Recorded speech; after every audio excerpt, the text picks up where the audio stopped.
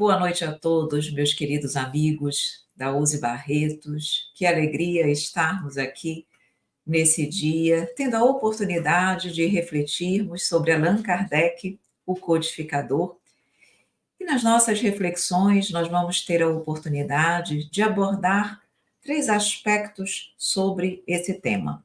O primeiro aspecto que nós pretendemos abordar é falar um pouquinho sobre a pessoa de Allan Kardec, um pouquinho sobre a sua biografia. No segundo momento, nós vamos falar exatamente do seu método, como ele codificou a doutrina espírita. E, em terceiro e última reflexão da nossa noite, nós vamos vê-lo, analisá-lo como um discípulo fiel da verdade. Então, vamos falar um pouquinho exatamente da sua luta, de como ele se portou diante de todo o trabalho que ele precisou desempenhar para que a codificação, para que a doutrina espírita pudesse crescer. Então, são esses três pontos que nós vamos refletir para que nós possamos ter uma ideia o mais completa possível, claro, dentro do nosso tempo, sobre Allan Kardec. Então, começando exatamente sobre um pouquinho sobre a biografia dele, vamos já colocar para vocês que muitas das informações que nós vamos conversar e colocar aqui para vocês encontram-se na obra Allan Kardec, que é uma obra composta de 3 livros, de autoria de Zeus, Wan Tuil e Francisco Thyssen, editados as obras editadas pela Federação Espírita Brasileira, e nos trazem, então, dados importantes a respeito da história do Espiritismo e de Allan Kardec, o seu codificador. E vamos iniciar, então, falando sobre o nome de Allan Kardec. Nós sabemos que ele não se chamava Allan Kardec, o seu nome de batismo era Hippolyte Léon Denisard Rivail. Ele nasceu em 3 de outubro de 1804, na cidade de Lyon, na França. Então, nós estamos exatamente no mês de outubro e nada mais justo que homenagearmos o nosso codificador exatamente no mês do seu nascimento. Os seus pais eram pessoas que detinham grande conhecimento na sociedade. Seu pai se chamava Jacques-Baptiste Antoine Rivail e a sua mãe, Jeanne Louise Duhamel. E ele nasceu exatamente na época de Napoleão I, então uma época que tinha muitas convulsões políticas, sociais, religiosas. Mas é interessante lembrar que a família do seu pai era composta por juízes e advogados, ou seja, pessoas que detinham um grande conhecimento intelectual. E a sua mãe, a família da sua mãe, era de ilustres magistrados, teólogos e escritores. Então, nós já percebemos aí que ele já nasceu, já foi favorecido realmente numa família de muito conhecimento e cultura, inclusive dentro das artes também. Aos 10 anos de idade, Allan Kardec ainda, chamando-se, nós vamos entender em que momento ele passou a se chamar Allan Kardec, mas Hippolyte Léon Denisard Rivail, ele vai estudar exatamente na cidade de Yverdon, na Suíça, junto com o famoso educador Johann Pestalozzi. Era um regime de internato e era muito interessante porque a educação integral que eles recebiam ali era uma educação esmerada e era exatamente pautada num novo método de ensino desse famoso professor Pestalozzi. E o método dele era baseado na convicção de que o amor é o eterno fundamento da educação.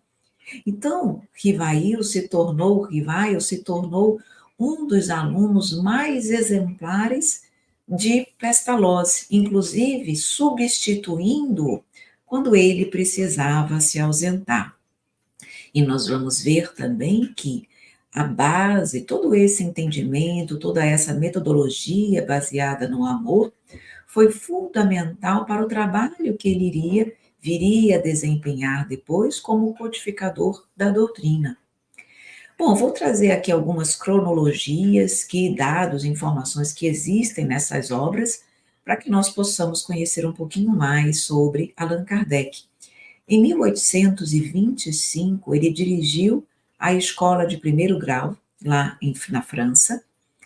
No ano seguinte, já em 1826, ele fundou o seu próprio instituto, o Instituto Técnico Rivaio, baseado exatamente nos nobres princípios que ele havia aprendido no Instituto de Pestalozzi, em Yverdon, na Suíça, e sempre desenvolveu o seu trabalho com muita seriedade e sempre trabalhando essa metodologia de ensino inovadora.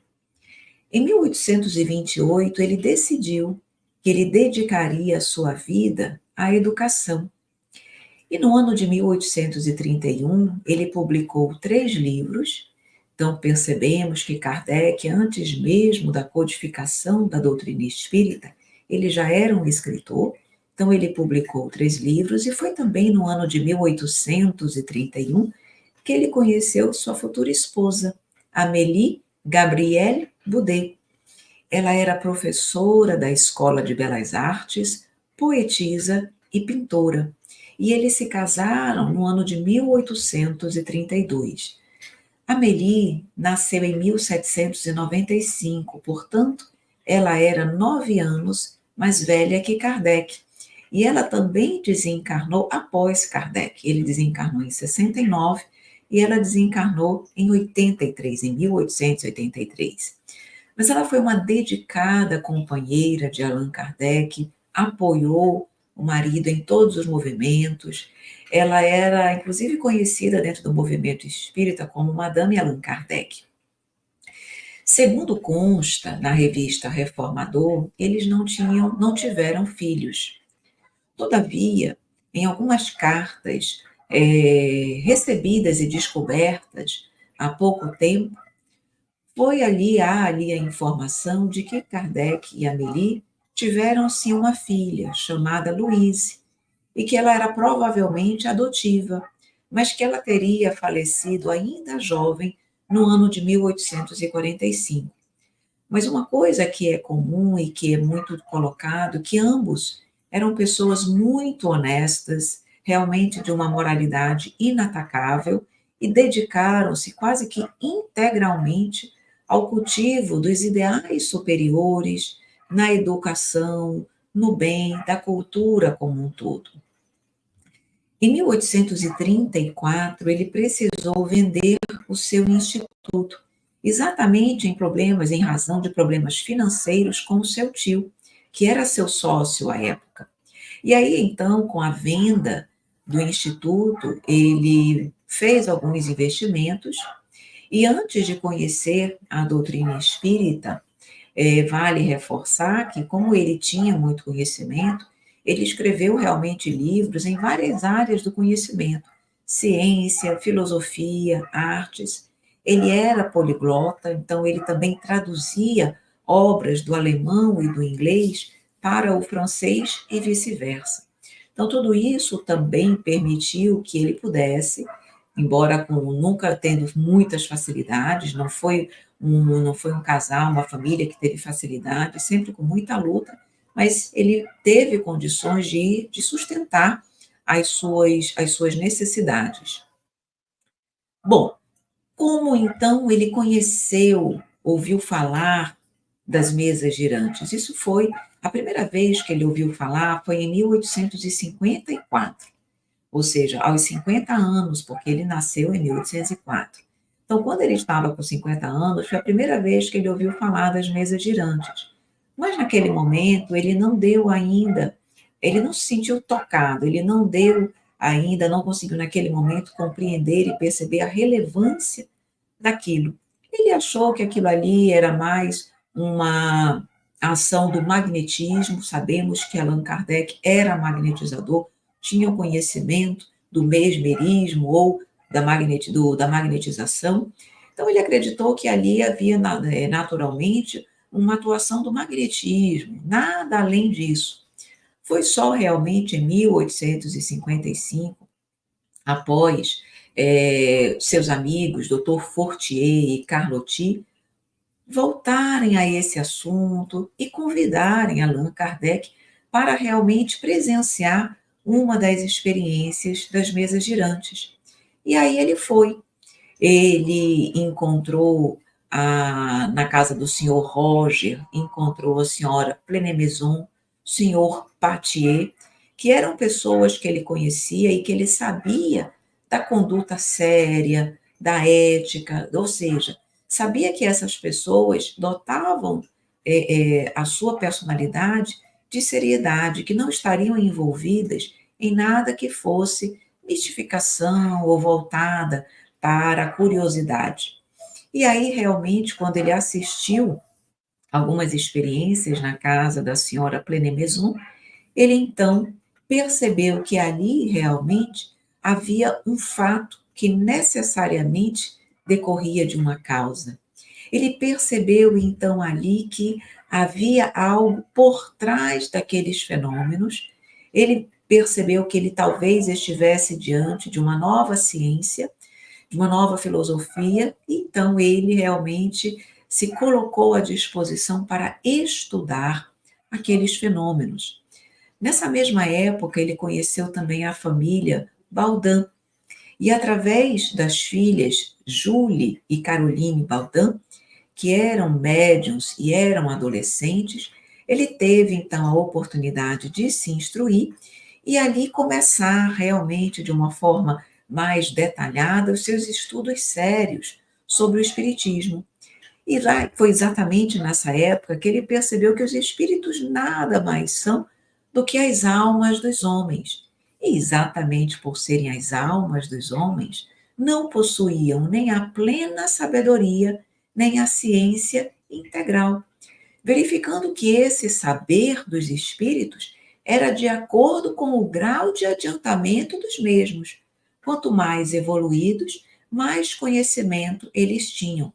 Então, esse entendimento foi super importante exatamente para poupar Kardec de acreditar em tudo que vinha dos espíritos. Então, ele sabia que ele poderia receber comunicações sérias, comunicações mistificadoras, tudo isso fez com que ele utilizasse-se de cautela e muita cautela para que ele pudesse aceitar como real, como verdade, aquilo que vinha dos espíritos. E quando nós formos analisar um pouquinho a metodologia, nós vamos entender como ele fazia isso.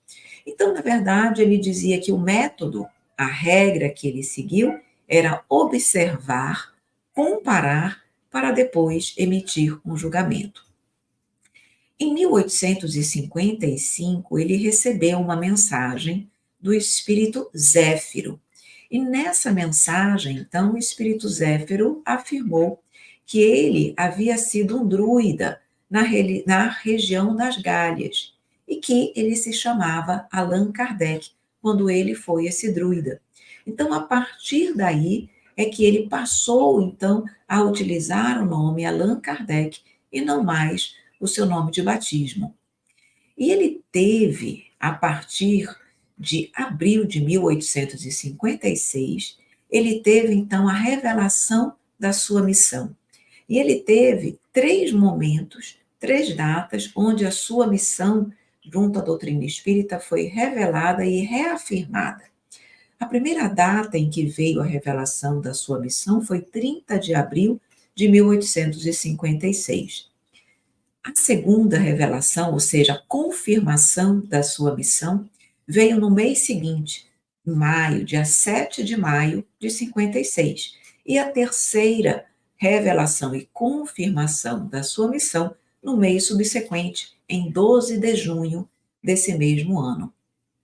E como nós sabemos, então, ele estava ali naquele trabalho, naquele empenho muito grande de codificar, de formatar toda a doutrina espírita, e realmente a primeira obra publicada da codificação foi o Livro dos Espíritos, em 18 de abril de 1857. O que é interessante nós falarmos, e vamos falar isso também quando formos conversar sobre a metodologia, é que Kardec, quando ele tinha algumas dúvidas acerca de alguma informação, de algum conhecimento que vinha da parte dos espíritos, ele fazia com que aquele questionamento fosse levado para vários médiuns, médiuns diferentes, médiuns que não se conheciam, exatamente para que ele pudesse, a partir das respostas, amealhar se ali aquelas respostas realmente havia concordância ou não daqueles ensinos. Então, ele fez isso quando o livro dos Espíritos estava pronto, ele submeteu aos espíritos superiores, e só quando ele recebeu realmente a concordância definitiva, o ok da espiritualidade, é que ele realmente promoveu, então, a publicação da obra. E no ano subsequente, então o Livro dos Espíritos foi 18 de abril de 1857, um ano depois, em abril de 1858, Kardec funda a Sociedade Espírita de Paris, no Palácio Royal, na Galeria Valois. E é interessante nós falarmos um pouquinho sobre a Sociedade Espírita de Paris, porque havia reuniões gerais onde os visitantes poderiam acessar as reuniões e ter algum conhecimento. Mas a Sociedade Espírita de Paris, ela era essencialmente para a pesquisa teórica e experimentação dos fatos, exatamente para se estudar os fenômenos, se estudar e poder, a partir daí, continuar entendendo, codificando, estudando a doutrina espírita. Então, muitas das reuniões na sociedade espírita, elas eram fechadas para grupos que já estavam nesse processo de estudo, de aprimoramento da doutrina espírita e da sua, enfim, de toda a sua codificação. Um fato que aconteceu em 1861, em outubro, inclusive, foi o ato conhecido como Alto da Fé de Barcelona. Esse evento ficou conhecido como Alto da Fé de Barcelona, onde mais de 300 obras espíritas foram queimadas como um dos últimos atos daquela época, realmente, onde nós sabíamos que havia um controle por parte da Igreja Católica em relação a tudo que eles consideravam fora dos seus regramentos, fora daquilo que eles achavam que estava conforme a lei de Deus. Então, eles acreditavam, então, foi o bispo realmente que determinou essa queima, exatamente por entender que o Espiritismo e tudo que decorria do Espiritismo estaria, então, contrário à lei de Deus. E nós sabemos que esse Alto da Fé de Barcelona, ao contrário da intenção do bispo, que realmente levou à fogueira essas obras, que ele queria naquele momento o quê? Fazer com que o espiritismo morresse, que a intenção dele era exatamente acabar com a exposição e com a divulgação da doutrina espírita, mas que esse fato acabou exatamente causando o inverso, fazendo com que as pessoas tivessem muito mais interesse em saber, em conhecer, em estudar a doutrina espírita. Então, aquele ato, o Alto da Fé de Barcelona, acabou se tornando um ato que trouxe uma divulgação muito maior à doutrina espírita. Allan Kardec, sempre trabalhando, a partir do momento que ele resolveu codificar e estudar a doutrina espírita, ele foi incansável. Dava palestras, viajava, estava sempre estudando, pesquisando. Lembremos que, além da codificação, ele trouxe outras obras, trouxe a Revista Espírita, que são 12 volumes, a partir de 1858. Então, Kardec, nesse período, aí ele realmente trouxe e preparou-nos, legou à humanidade uma obra fenomenal.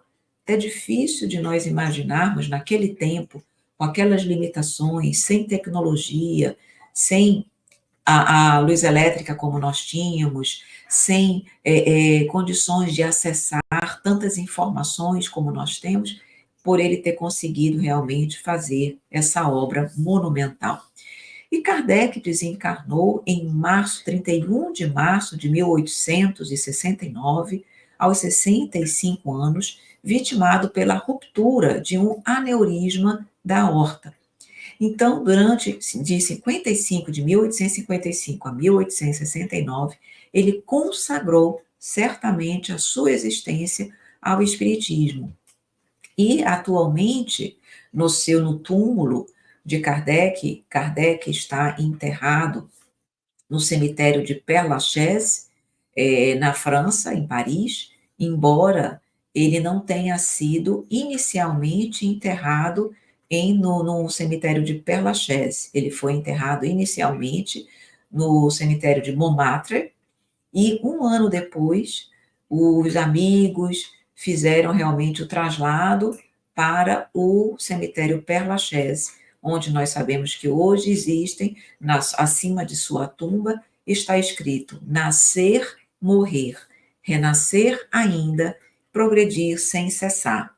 Tal é a lei. Está escrito em francês. E com Kardec, a fé cega numa vida futura, porque antes não se tinha certeza de nada, mas uma fé cega. Então, essa fé cega na vida futura foi substituída por uma certeza inquebrantável, a partir realmente do trabalho, da codificação desse grande homem, Allan Kardec. E adentrando um pouquinho na metodologia que Kardec utilizou para codificar a sua doutrina, nós sabemos que Kardec não era um cientista de profissão, mas ele era detentor de um espírito científico.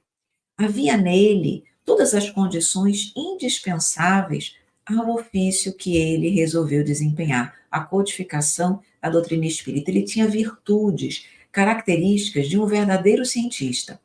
Por exemplo, ele tinha serenidade para com os fatos mediúnicos. Ele não negava e nem afirmava os fatos a princípio, mas ele observava.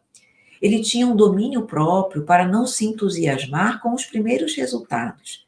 O cientista, quem tem espírito de ciência, não pode sair se entusiasmando com tudo. Precisa observar, precisa comparar, precisa analisar.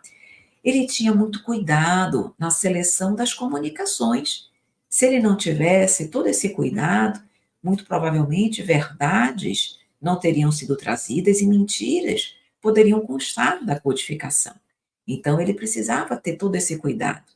Além disso, ele tinha prudência nas declarações, exatamente para evitar divulgações precipitadas de fatos que ainda não estavam devidamente examinados e comprovados. Então, essa prudência, esse cuidado, isso era fundamental para Kardec. Além do que, ele tinha humildade para buscar a verdade acima de tudo. Então, Kardec estava realmente, por isso nós vamos falar no terceiro momento, como discípulo fiel da verdade, porque ele sempre buscou a verdade. Ele não buscava confirmar o que ele achava certo, a sua opinião própria e pessoal. Não era isso que era a importância, o importante para Kardec, mas ele procurava a verdade, estivesse ela onde estivesse. Outra coisa interessante que Kardec, com a sua metodologia, nos mostra, nos ensina, que o Espiritismo e a ciência não são forças antagônicas. Ao contrário, ele veio com a sua metodologia, e por isso, o Espiritismo é ciência, filosofia e religião, ele vem mostrar que a ciência, sem o Espiritismo, não pode explicar certos fenômenos única e exclusivamente pelas leis materiais. E da mesma forma, o espiritismo, sem a ciência, falta-lhe o quê? Apoio, comprovação. Então, são duas facetas, duas filosofias que precisam caminhar juntas, o espiritismo e a ciência. Tanto é que ele utilizou, para a codificação espírita, um método científico, que é chamado utilizou o método experimental. O que configura o método experimental? É basicamente focado na observação, na comparação dos fatos, dos resultados, numa análise sistemática daquilo que é observado e comparado, para depois se chegar a uma conclusão. Então, Kardec observava, comparava, analisava e, por fim, ele concluía. E um fato muito interessante é que não houve, acerca da existência dos espíritos, não havia uma teoria pré-concebida por Kardec ou por aqueles que com ele estudavam os fenômenos. Não havia isso. Na verdade, foram os espíritos que, quando perguntados, disseram o que eram realmente as almas dos homens que já haviam encarnado. Então, a teoria ela não foi pré-concebida. Ao contrário, a teoria somente surgiu após a análise, verificação dos fatos. Então, nós percebemos que o Espiritismo é uma ciência de observação. Depois que foram os fatos observados, analisados, comparados, é que se chegou, então, a essa conclusão de que os espíritos eram as inteligências por trás dos fenômenos. O espiritismo, portanto, não é produto da imaginação do homem, é uma ciência de observação. Kardec, através dos efeitos, procurava remontar as causas. Através da análise dos fenômenos, do encadeamento lógico dos fatos, ele procurava, então, remontar a causa, chegar na origem. E quando nós estamos falando de método experimental, método científico, nós devemos sempre mencionar que havia dois métodos principais, o que nós chamamos de método indutivo e método dedutivo. O espiritismo, ele partiu essencialmente do método indutivo. O que é o método indutivo? É aquele que você observa vários exemplos diferentes, ou seja, os vários fatos, as várias manifestações, e a partir daí, da análise e observação desses vários fatos, é que você chega a uma conclusão geral. Então, esse foi o método essencial utilizado por Kardec. Mas ele também chegou a utilizar o método, o processo dedutivo, que é exatamente pelo qual se tira conclusões por meio de premissas dadas. Então, se estabelecem algumas premissas, e a partir dessas premissas vai sendo possível obter certas conclusões. Então, ambos os processos foram utilizados. Os processos científicos exigem a combinação tanto do método indutivo quanto do método dedutivo. Então, Kardec utilizou os dois, sim, mas essencialmente o método indutivo. E aí, agora nós precisamos abordar, dentro ainda da metodologia, o que nós chamamos de controle universal dos ensinos dos espíritos. Então, o que caracteriza esse controle universal? Era basicamente pautado para que se pudesse ter o controle universal dos espíritos acerca dos ensinos, dois aspectos eram importantes serem observados, existirem.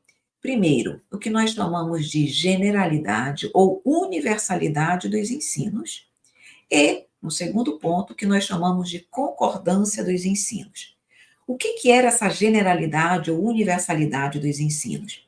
Que a mesma informação, que a informação considerada, para ser considerada como parte da codificação, ela precisava vir de vários médiuns em vários locais do nosso orbe.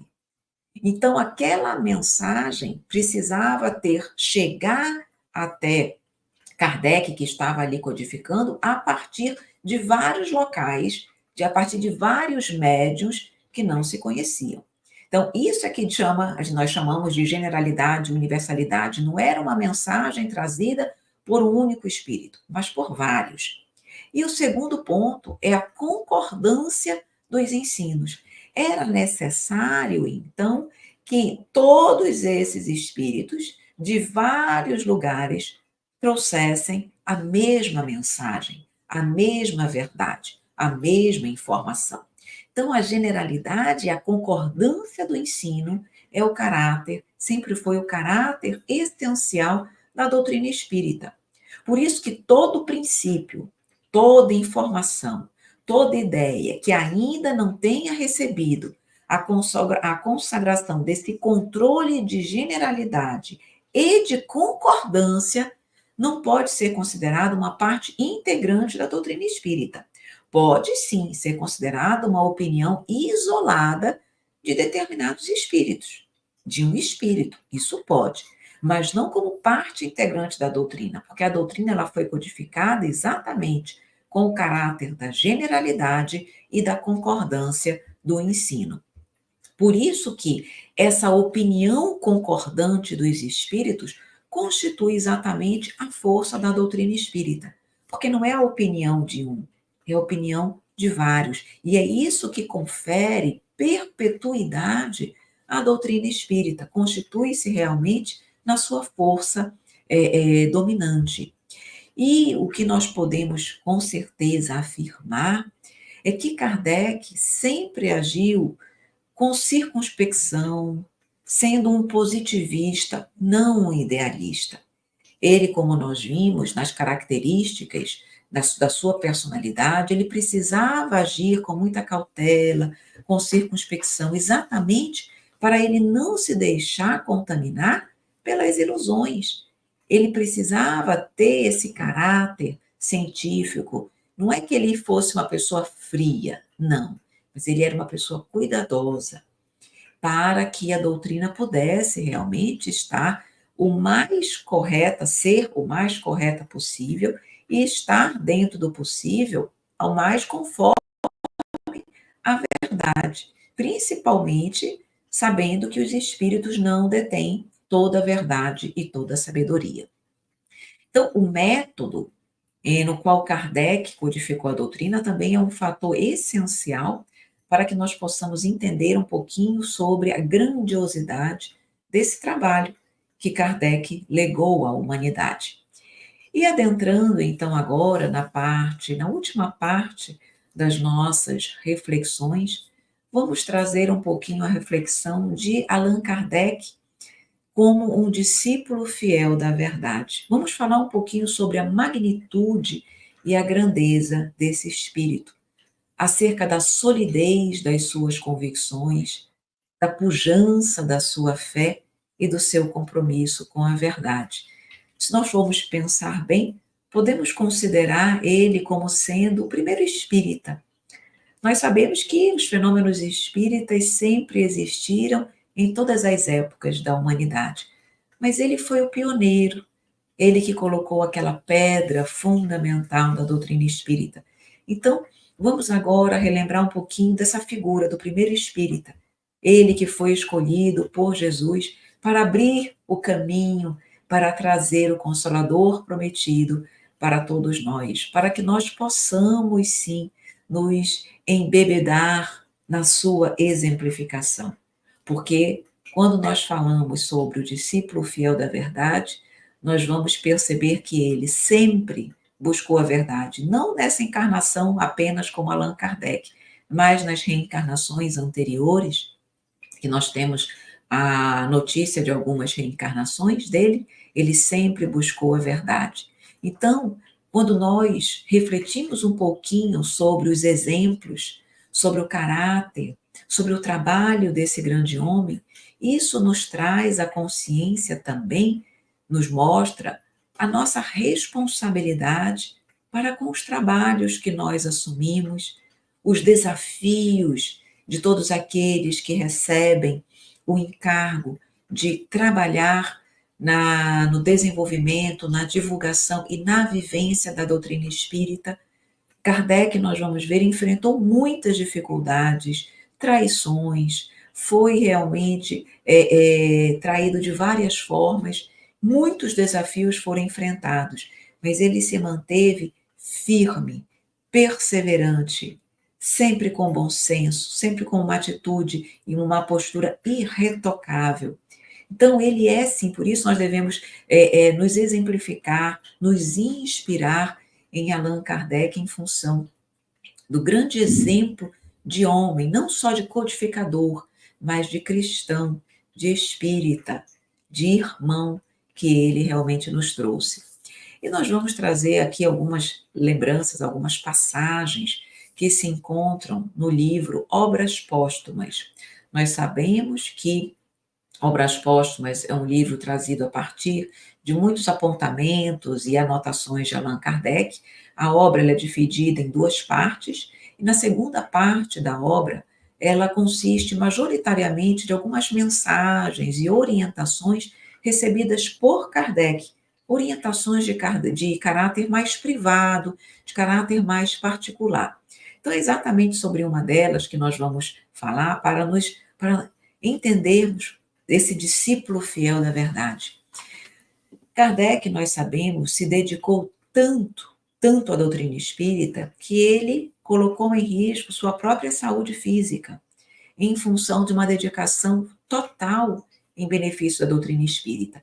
Então, em 1863, a partir de aconselhamento dos próprios espíritos, como, por exemplo, o Dr. Demer, que era um médico homeopata, amigo de Kardec em vida, e continuou orientando, auxiliando a sua saúde quando, após o seu desencarne, ele foi um daqueles que orientou Kardec que ele precisava também cuidar da sua saúde, porque senão ele corria o risco dele não terminar o seu trabalho de codificação.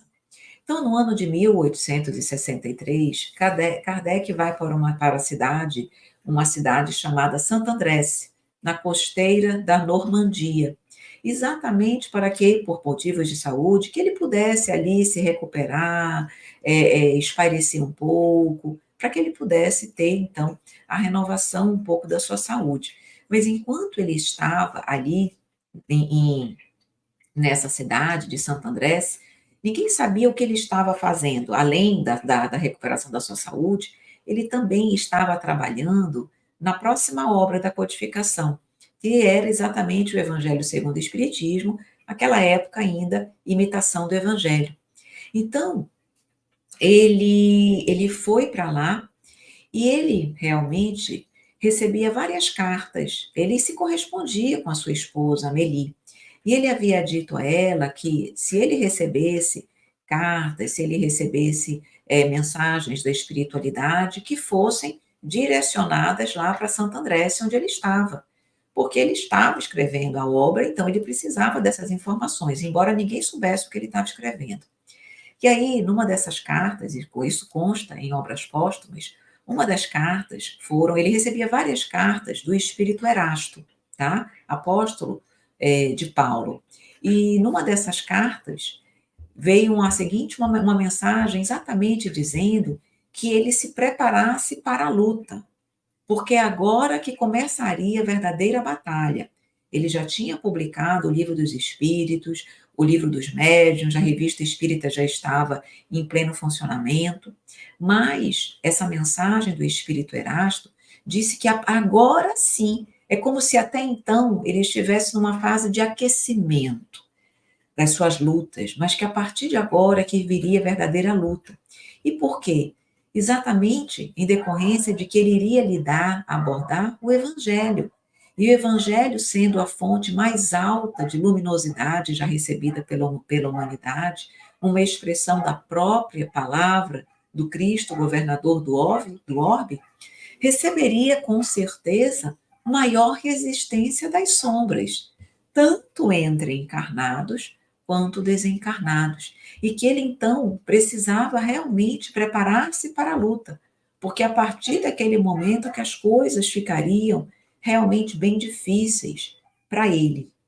Mas ao mesmo tempo que o espírito Erasto fala que ele se preparasse para a luta, ele também disse algo muito importante e que vem aqui então ao encontro da nossa observação como discípulo fiel da verdade. Porque Erasto diz o seguinte: mas ao te escolherem, sabiam da solidez de tuas convicções e que tua fé, como um muro de aço, resistiria a todos os ataques. Então, Kardec não foi escolhido à toa, mas pelo preparo, como ele disse aqui, a tua fé como um muro de aço resistiria a todos os ataques, mostrando então ali o preparo espiritual, o discípulo fiel de Jesus, do Mestre, que mesmo a partir de todos os ataques, de todas as dificuldades, ele se manteria de pé. E Erasto ainda, nessas cartas, nessa mensagem, refere-se a Allan Kardec como discípulo fiel da verdade. No final da carta, ele diz o seguinte: adeus, caro companheiro de outrora, mostrando aí que em alguma outra reencarnação já tinham estado juntos. Caro companheiro de outrora, discípulo fiel da verdade, que prossegue em vida a tarefa que outrora desempenhava. Diante do Espírito que te ama e a quem venero, referindo-se a Jesus, juramos consagrar nossas forças e existências até que a tarefa se ache concluída. Então, a partir dessas palavras do Espírito Erasto, nós percebemos que Kardec era um dos espíritos dessa falange, um dos espíritos da falange de Jesus, do Espírito de verdade. Só que ele estava encarnado, porque a tarefa não podia ser realizada com os espíritos todos desencarnados. Alguém precisava estar aqui entre nós, e o maior deles que veio atendeu pelo nome de Allan Kardec, ou Hippolyte Léon Denisard Rivaio.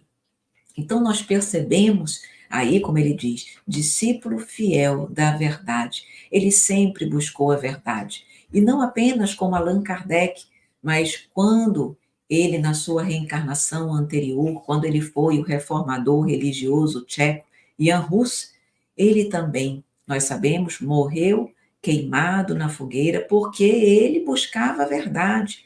E ele foi contra exatamente os dogmas da Igreja Católica. Ele viu que ali não se encontrava a verdade. E ele, então, se posicionou contra e acabou sendo queimado, mas nunca deixou de buscar a verdade.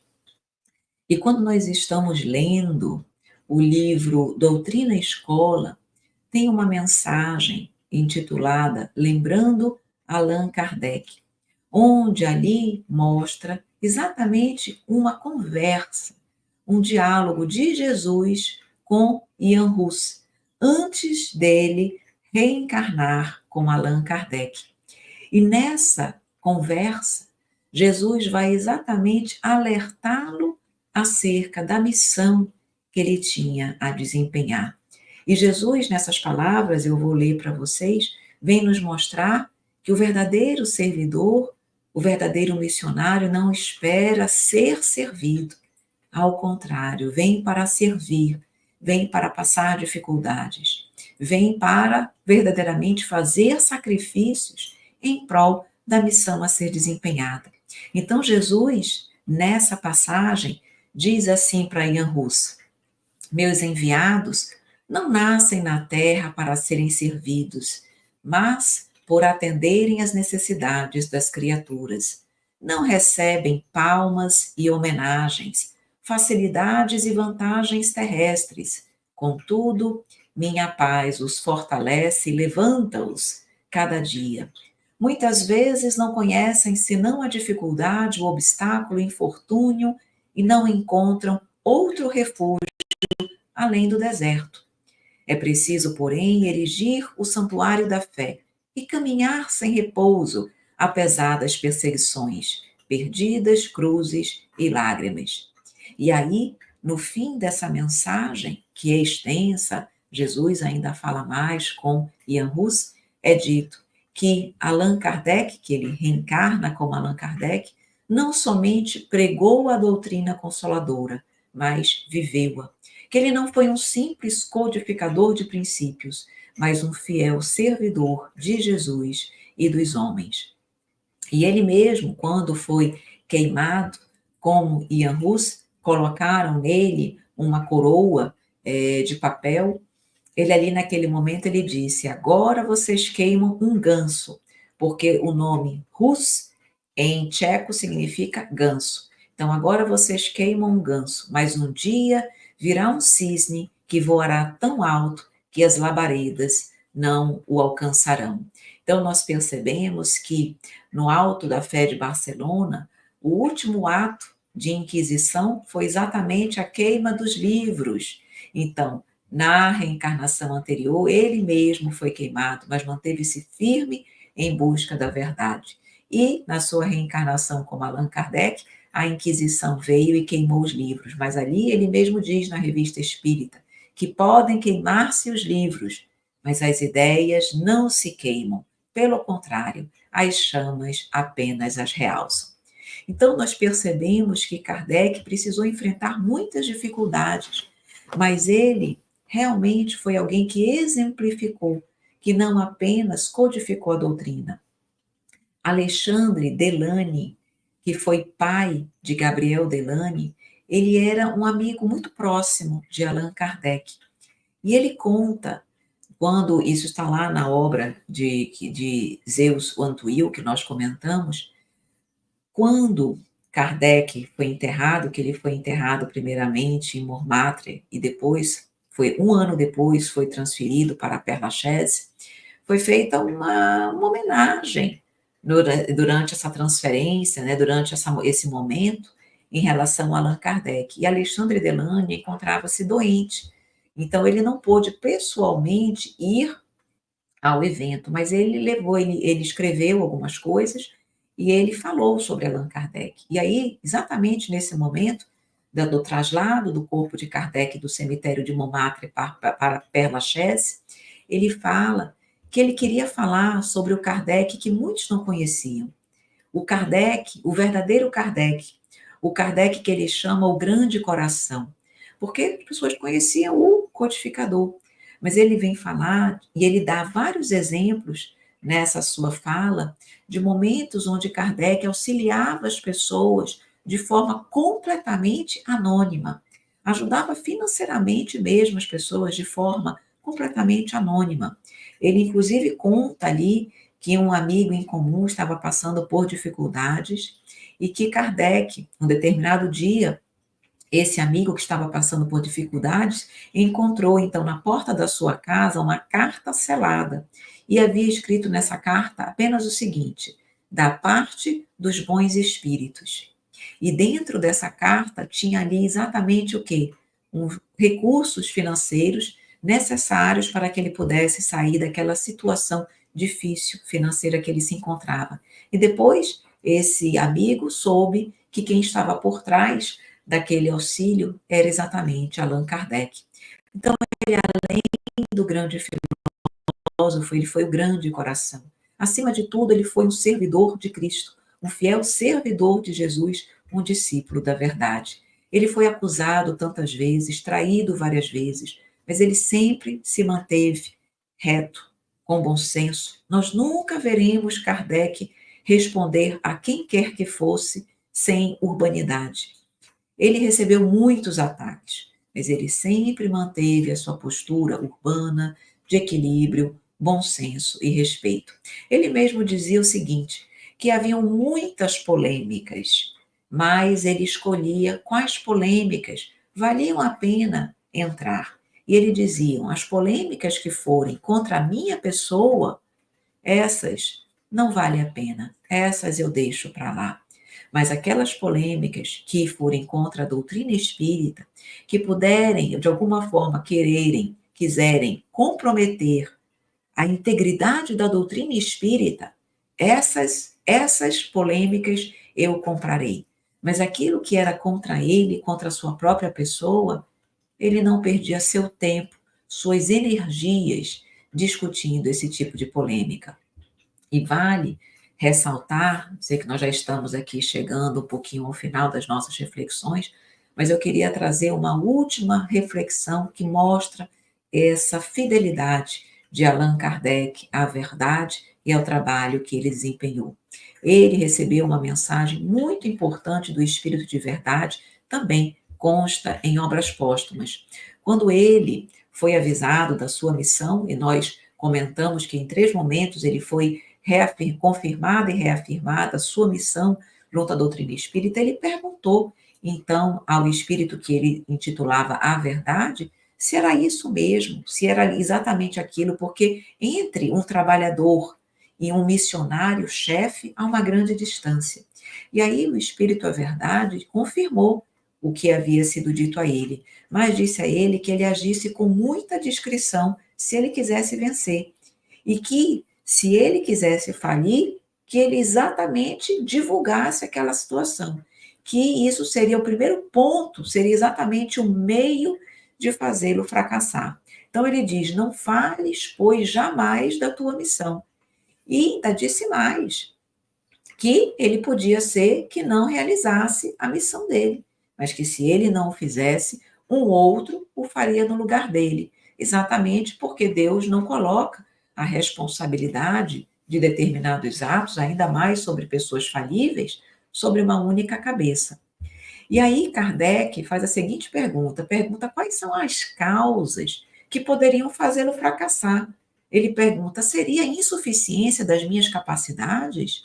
Da minha inteligência? Ele pergunta ao Espírito a Verdade. E vejam a resposta. Aqui eu vou ler algumas partes da resposta do Espírito à Verdade, que é o nosso mestre querido Jesus, para que nós possamos ter uma ideia. Mas não dá para ler tudo, porque nós temos, enfim, temos um tempo. Mas vou ler a parte que ele diz: não, ou seja, não é ausência, insuficiência de capacidades. Aí, mas o Espírito, a Verdade, diz: mas a missão dos reformadores está cheia de escolhos e de perigos.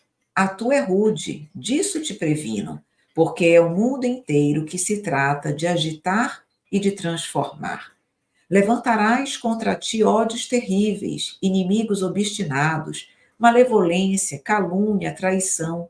Sucumbirás sob o peso da fadiga, sob o sacrifício do teu repouso, da tua tranquilidade, da tua saúde.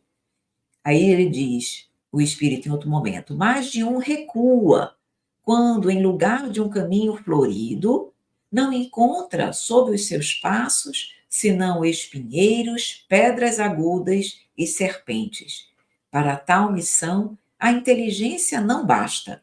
É necessário primeiro, para agradar a Deus, a humildade, a modéstia, o desinteresse. Estar pronto para todos os sacrifícios. Ele termina: vês que a tua missão está subordinada a coisas que dependem de ti. E Kardec, naquele momento, então, ele diz: aceito tudo sem restrição e sem dissimulação. E quando Kardec traz essa mensagem do Espírito à Verdade, ele escreve uma nota.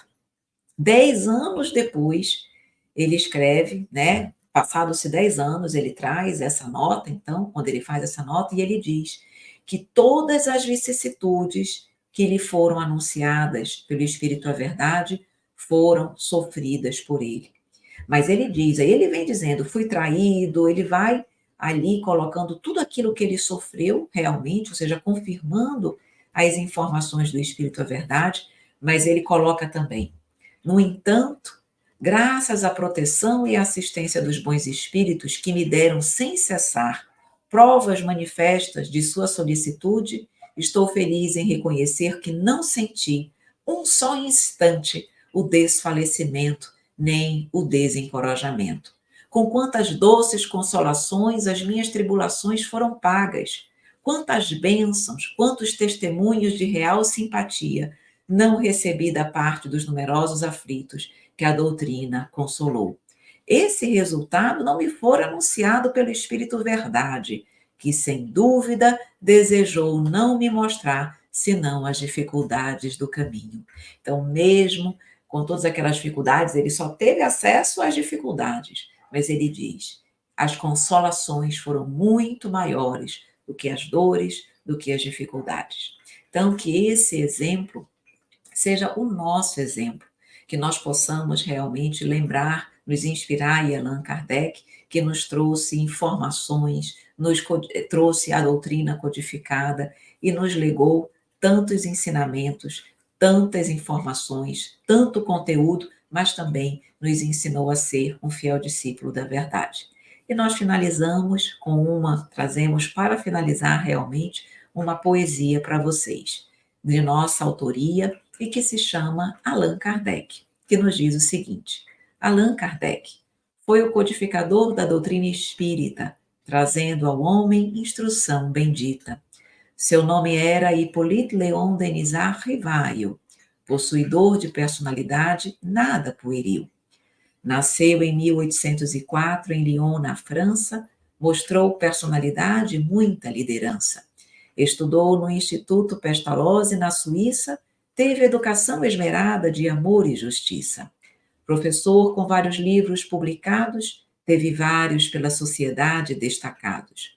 Homem culto que falava vários idiomas, certamente merecedor de muitos diplomas.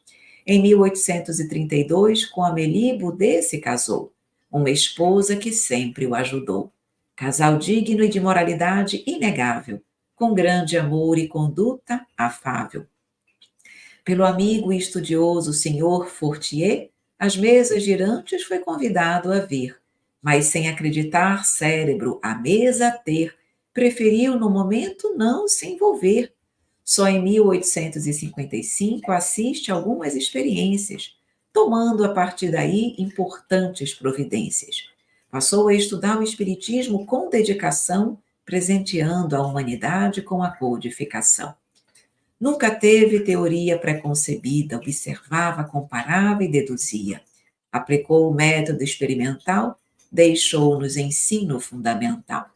Publicou o Livro dos Espíritos e teve ainda 4 outros escritos, sendo o Pentateuco kardeciano instrução vital ao nosso cotidiano. A Sociedade Espírita de Paris fundou e os estudos espíritas secundou. Com a Revista Espírita elucidou muitas dúvidas e o Espiritismo selou. Em 1869 desencarnou, mas a todos nós ajudou. Substituiu a fé cega na vida futura, numa grande certeza sem tortura. Considerado bom senso encarnado, em seu imenso trabalho foi obstinado. Pela doutrina foi grande apaixonado, sendo por nós para sempre lembrado. Muito obrigada.